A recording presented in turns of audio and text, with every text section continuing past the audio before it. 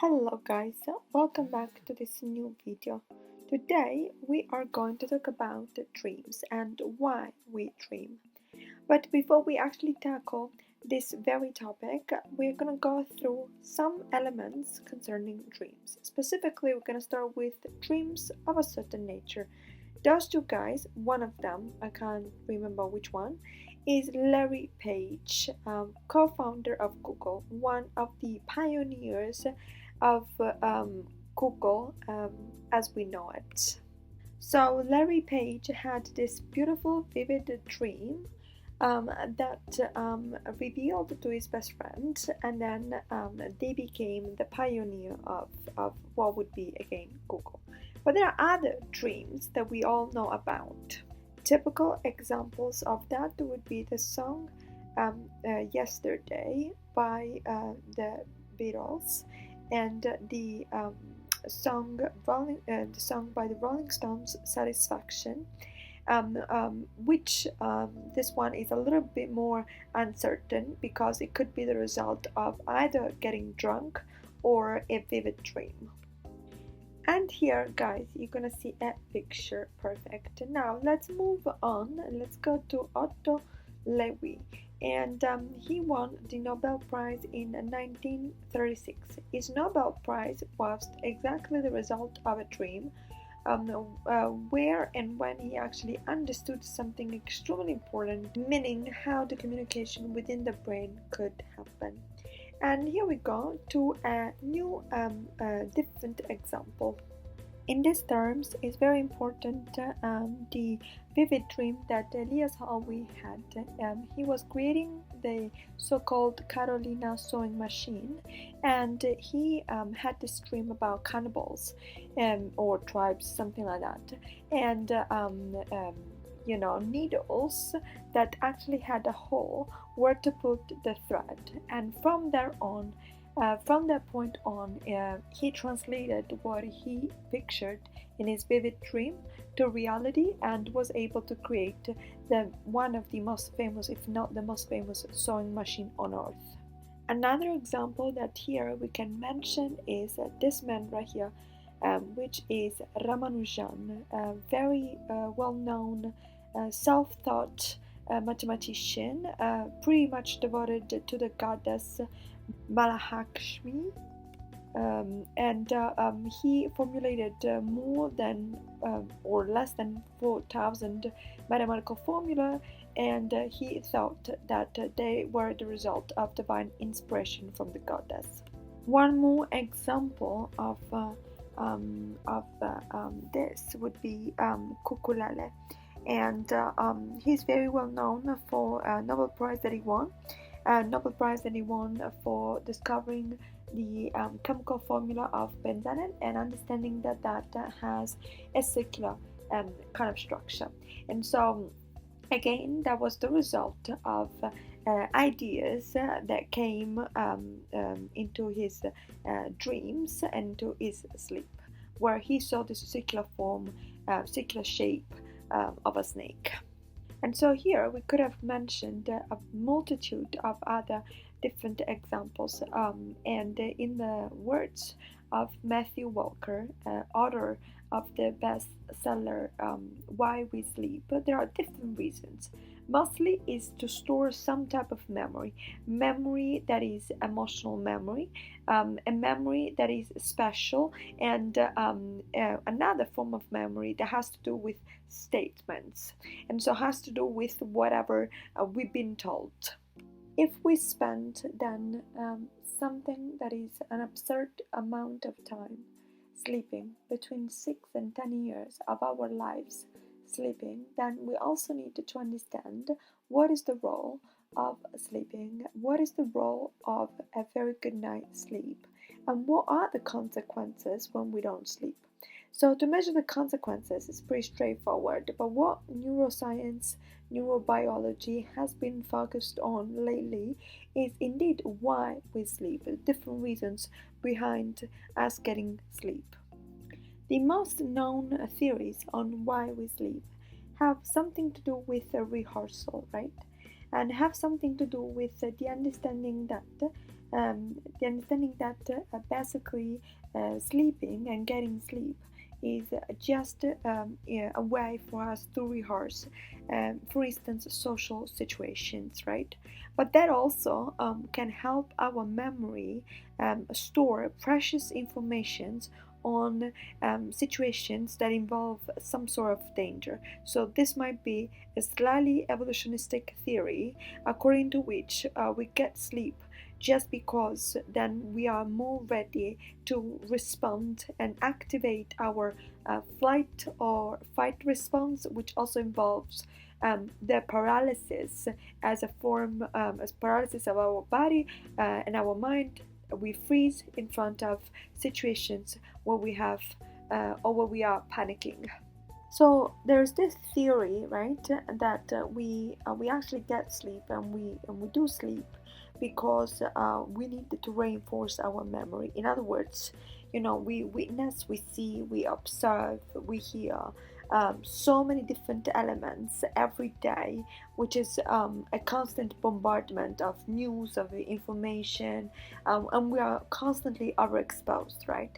And so somehow to consolidate that kind of memory, which is very useful, especially if we think in survival terms, right? Then sleep might help us consolidate that memory.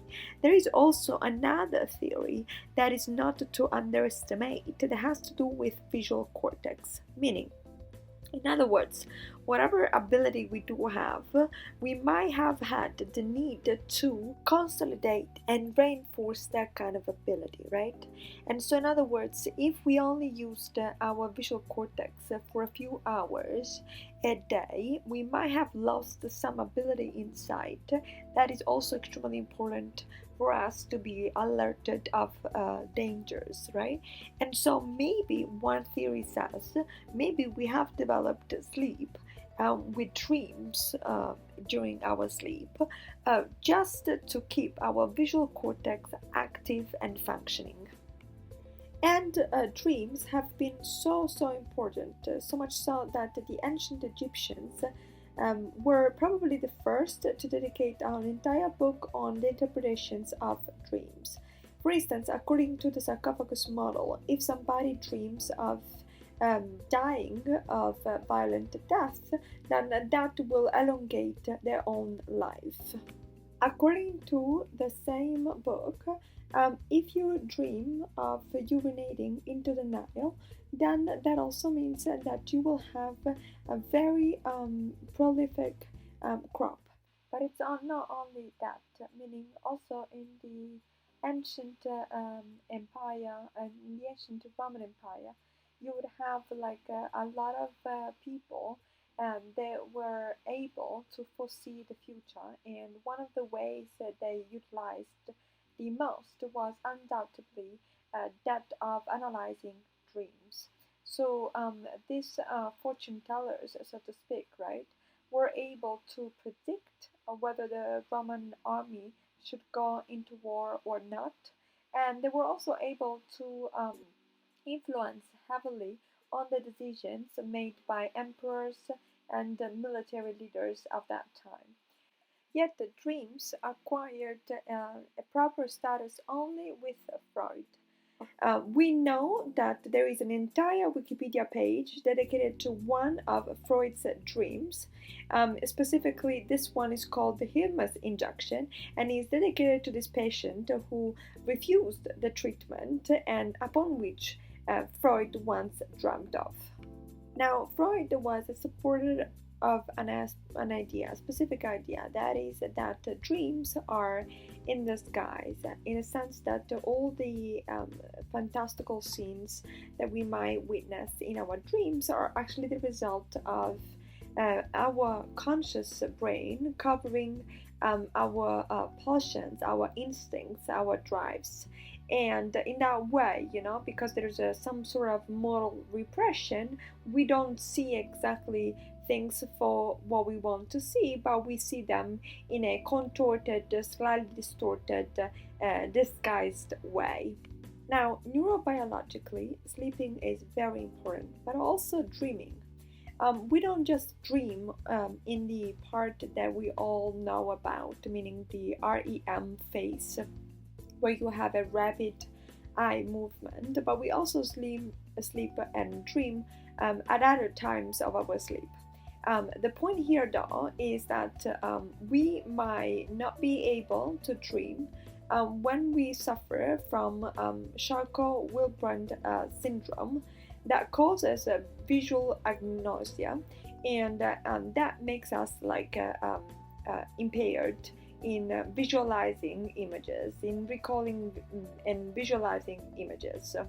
Also, to underscore here that something that is very important, that is that going without REM sleep for several days can also lead to death.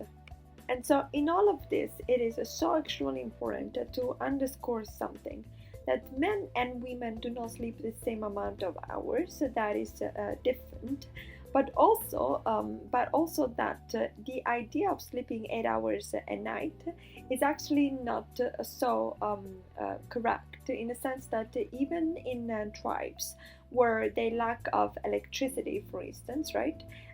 People don't get 8 hours 8 hours sleep a night. Usually it's something less than 7 or around 7, and this has been found in tribes that again have no electricity, no mobiles like the ones that I'm about to read you. Simane in Bolivia, San in Namibia, and Atsa in Tanzania. The research proved that those tribes sleep on average 6 hours and 25 minutes, and that is because they spend at least 1 hour in front of the fire and then 2 hours talking even though there's like a deep dark. It's like pitch black, but they still are there chatting and talking. And so there's at least some component here, some social component and a full sociological component, but probably also psychological component of, connecting and tying reinforcing the links that connect, one person to another, even within the same tribe. And anyway, that shows us, considering that these tribes have no television, no phone, no electricity of sorts, right? That shows us something very important here. That is that we have established for ourselves a standard that we constantly fail to respect, some way or another. What remains unclear to a certain level is all the functions and all the roles that sleep has. And so that would be very interesting to investigate further, in the sense that, we do know, thanks to Matthew Walker, that sleeping 1 hour less causes us, minus 20% um, in our immune defense system. And so that's interesting, because that means that by sleeping um, we do things, like our brain does things for our body that can help us live a better life and be safer and be more protected, but also healthier. So there are things that sleep does that we do not fully know of, and therefore we can't acknowledge here. Before officially leaving you, I want to say one more thing. That is this man, Randy Gardner. He went on sleep deprived for 11 days. So that's 264 hours. We do not know of heavy consequences on him. But there are articles also that say that he had some consequences, and this choice backfired on him later on in life. With that being said, though, please be careful. Please do not go and experiment with your own body. It's going to have serious repercussions. And I thank you for your patience. Please subscribe to the channel, comment, and leave a like if you have liked the video. We'll talk again next time. Bye.